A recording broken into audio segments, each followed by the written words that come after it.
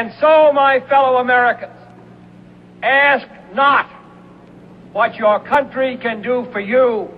Ask what you can do for your country.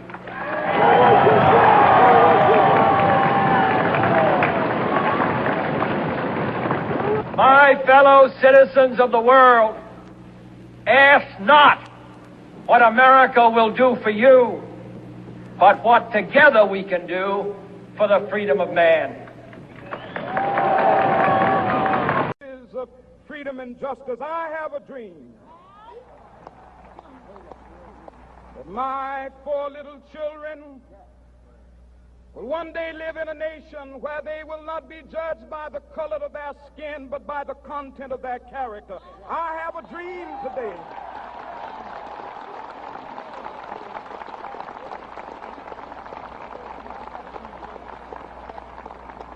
I have a dream that one day, down in Alabama, with its vicious racists, with its governor having his lips dripping with the words of interposition and nullification, one day right there in Alabama, little black boys and black girls will be able to join hands with little white boys and white girls as sisters and brothers. I have a dream today. Many of you really believe that you're inferior. You really believe that black is supposed to stay back and white is right.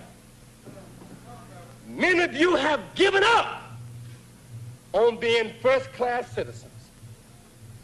You've given up on 3 meals a day.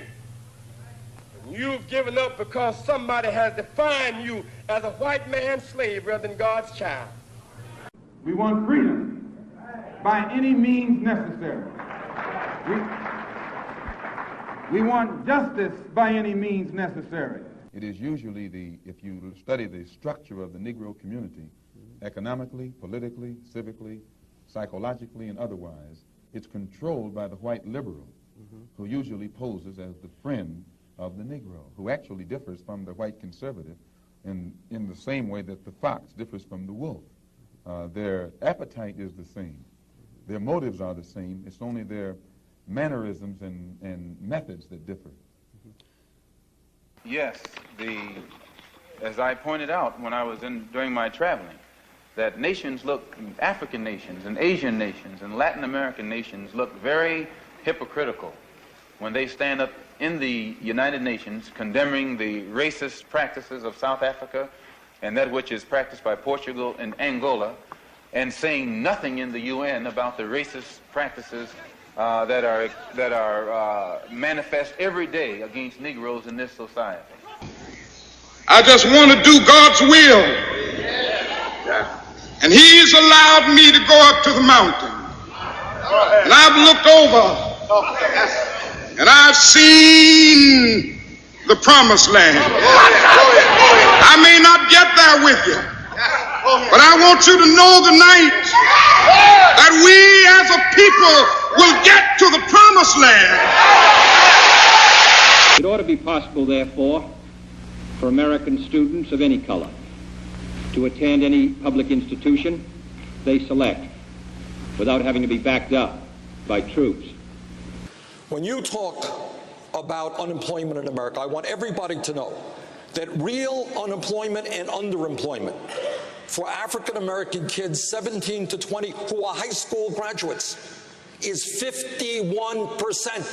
51%. And I've worked with Congressman John Conyers and others to say we are going to invest in education and jobs for the kids of this country rather than jails and incarceration. We, the people, declare today that the most evident of truths, that all of us are created equal. For our journey is not complete until our wives, our mothers, and daughters can earn a living equal to their efforts.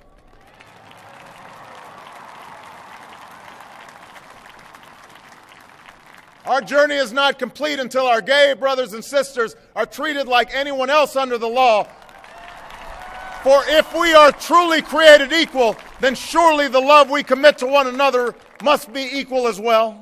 There are not two sides to bigotry, and there are not two sides to hatred. And if you choose to march with a flag that symbolizes the slaughter of millions of people, there are not two sides to that. The only way to beat the loud and angry voices of hate is to meet them with louder and more reasonable voices. We are anonymous. We are legion. We do not forgive. We do not forget. Expect us.